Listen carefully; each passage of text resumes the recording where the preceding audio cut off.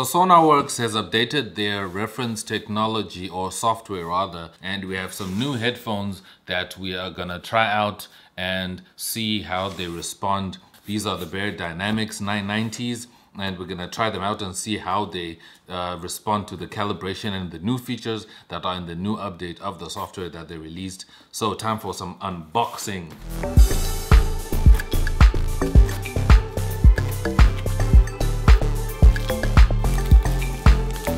Oh snap, this is so cool. Look at that. There's also a t-shirt in here. Look at that. Flat is the new black. Hold on one second. And it's my size, look at that. All right, flat is the new black, bro. I love it. I look fresh, don't I? Anyways, these are the DT990s. Oh, look at that. And then I think this is like a manual kind of thing. And what is this? Okay, it's a nice little baggie. It's a carry bag for the headphones, you know. If you're traveling, you need a bag for these. So that's really cool that they have this in here.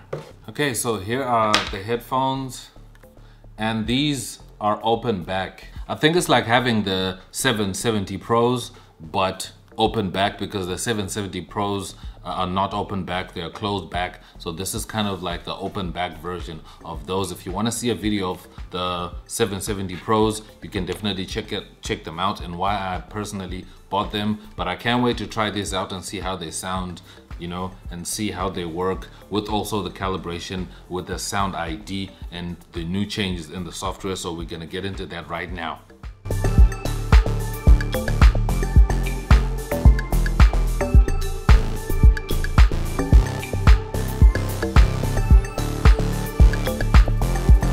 So I'm really excited to hear how these headphones sound without sound ID, and hear the transformation when they are now corrected and with the frequency response in the right place where it needs to be. So hopefully that's gonna be like a really significant change, because off the bat, just listening to my voice from these headphones, I can hear that it's really sharp in the sibilance. So I can really tell that, you know, there's something a little bit bright about these headphones. Not that it's a bad thing. I actually like bright headphones. I like a bright sound. So that's something that I'm sure I'm gonna immediately hear as soon as I put on the correction to figure out what's good. So you can see here I already have reference 4, which is the older version of this software. So I'm just gonna load it up on my master. I'm gonna use this as a plug-in. So it says here I have to update, but I'm not gonna update because I'm no longer gonna use reference 4. So this is reference 4, and my Sennheiser profile, calibration profile, is still here. This is how it's looking, and I'm just gonna load the sound ID so we can check out the difference of these two. So this is the two. So this is where we're coming from, and this is where we are at now. So you have sound ID reference and SonarWorks reference 4. And I think you can also resize it, like, oh yeah, you can resize it, like, see there, I can resize it to change the size of the window. That's really cool for this video. I'll make sure I'll make it as bigger as I can. And here's where you turn on the calibration profile how you want to. So now let me just load in my new profile for these headphones, the DT990. So I'm gonna add new preset. So I'm gonna do that and add new headphone profile. So you have to use the reference app on new headphone profiles. And then I'm going to open like that. So it's going to open the system wide. That's where you load the headphone profile. So these headphones have an individual calibration. So I'm going to do that. And then I'm going to fill in the headphone individual calibration ID here. So it's tagged on the headphones themselves. Then add headphones. And it's going to ask, are these your headphones? DT990 Pro 250 ohm. Wired. So if they are not wired, maybe you choose they are not wired. So I'll say yes, continue, and then I'm gonna add my main output, which is that, and add output. There we go. Calibration profile. Okay, add a new headphone profile or open an existing profile. Yes, here we go. Okay, so I have the Bear Dynamic on this window here, this one here. And now it's loaded. So there we go. So this is how everything is looking.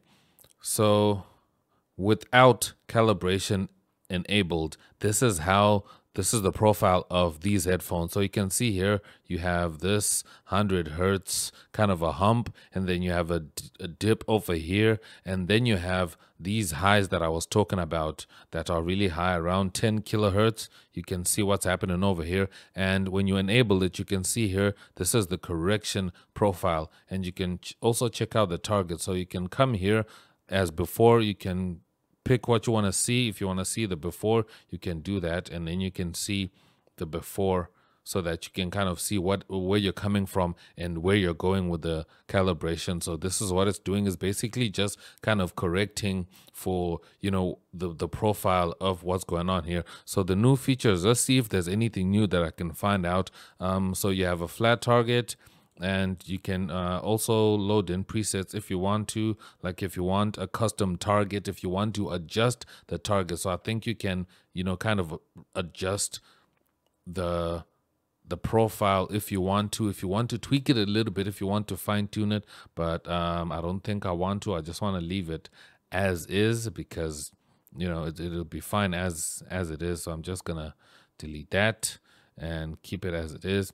And then you have translation check. Holy snap, look at that. This is so dope. This is dope. Like, look at all those translation check profiles. Like you have car 1, car 2, car 3. So you don't even need to have a car if you have this software. Like, I mean, it has, wow, this is mind blowing. Wow, this is dope. And I see you have hearts here. So if you like how a certain profile sounds, then you can do that. And you have in-ear, you have AirPods and in-ear average, momentum, in-ear headphones, you have laptop sounds, you have other, I don't know what kind of speakers these are, and you have X-curve, and you have over-ear, wow, and on-ear, and you have a smartphone average as well, and you have studio speakers. So you also have mixed cubes. If you guys know about mixed cube, you have NS11s, legendary Japanese wide cone passive speakers, and you also have a TV profile in here, Japanese 46-inch TV. Wow, this is dope. I'm super excited about the car profiles here, so I'm definitely gonna try these out. All right, so this is how the car 1 preset sounds.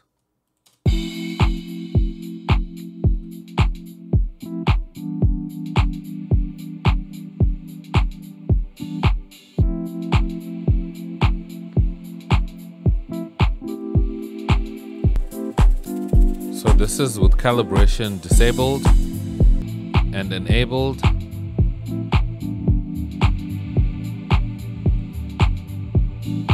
So let me switch. That's a little bit more bassy. And then you have a luxury SUV sound system.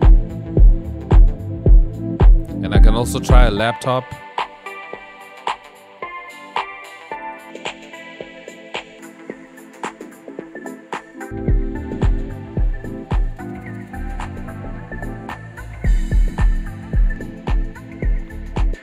And a smartphone.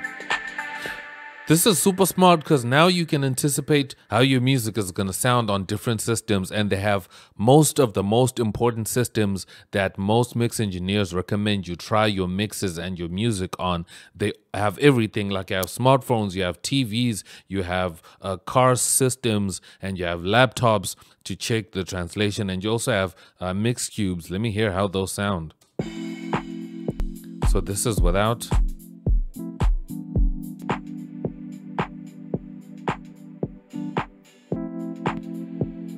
And this is the NS11 and also TV.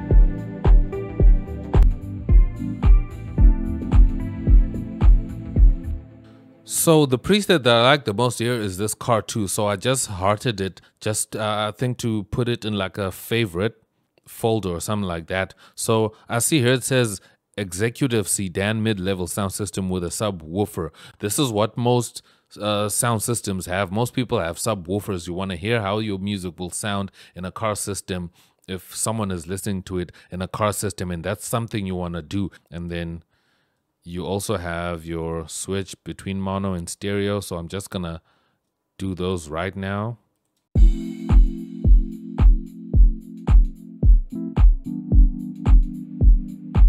So now it's in mono. To check mono, it also gives you kind of a little bit of headroom. It gives you a minus 15 dB of headroom here so that you don't blast yourself when you're mixing. It lowers the volume, you know, for yourself, because you know that if you want to mix, you want to mix on kind of a low volume. You don't want to mix in a like an extremely high volume. That's how you get ear fatigue. So this is dope. And you can see here I have this favorites folder here. So I have the car one, and if I want to pick laptop, I can choose the laptop one. If it's studio speakers, I can also do mix cubes. A smartphone, I can also pick a smartphone, so I can just have all my favorite. I can have my favorites in here in the favorite folder.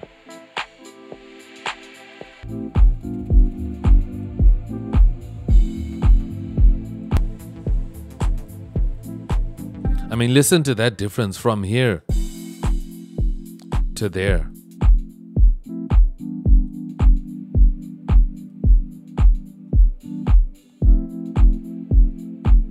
And down here you also have different filter types. You have linear phase. It doesn't introduce any phase distortion at the cost of high latency and pre-ringing artifacts. And you also have mixed, low latency with minimal phase shift and pre-ringing, a compromise between the other modes. And you have zero latency, perfect for real-time monitoring as it introduces no extra latency, introduces phase shift.